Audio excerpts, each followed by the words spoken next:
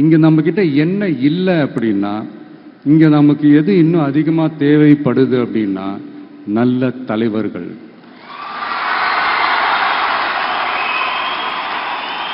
நான் தலைவர்கள்னு சொன்னது வெறும் அரசியல் ரீதியா மட்டும் சொல்லல. இப்போ நீங்க ஒரு துறைக்கு போறீங்க, அதுல நீங்க சிறந்து விளங்குனீங்கன்னா அந்த ஒரு தலைமை இடத்துக்கு உங்களால ஈஸியா வர முடியும்.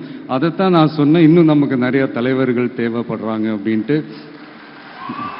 அது மட்டும் இல்ல, ஃபியூச்சர்ல அரசியலும் ஏன் ஒரு கெரியர் ஆப்ஷனா வரக்கூடாது, அப்படி வரணும்ன்றது என்னுடைய விருப்பம்.